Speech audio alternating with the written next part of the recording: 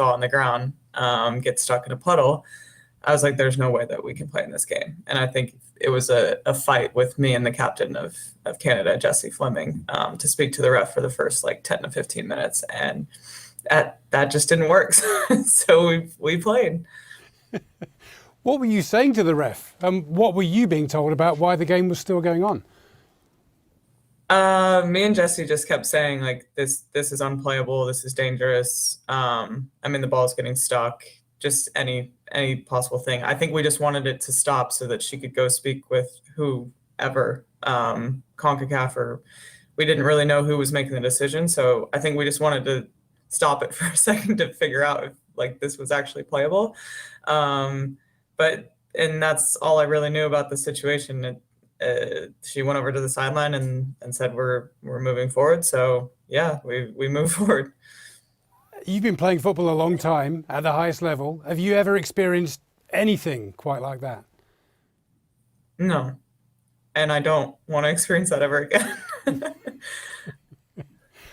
Can you explain to people who don't play sport, who don't play soccer, who wouldn't have any idea what it was like to play in these conditions, what it felt like and why it was perhaps so ill-advised?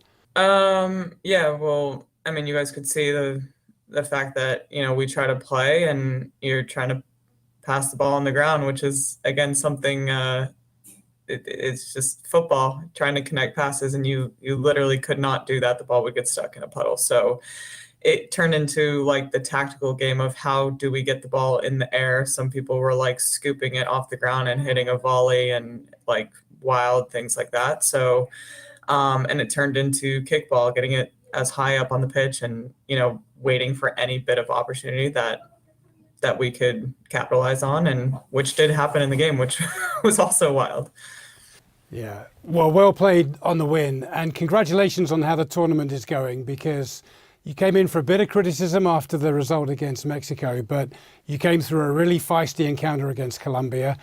A huge win last night in very, very difficult conditions against the Olympic champions, and now you're into the final against Brazil.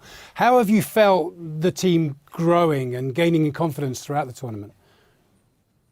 Yeah, I think the biggest takeaway from the last two games was, you know, there wasn't a ton of football being played. Obviously last night was a different scenario, but even in the Colombia game, it was, you know, it was a really gritty effort to get that win as well. And I'm really proud of that mentality and the fight and the will in these last two games. And I think that's what everyone's wanted to see, because that's something that we've always had.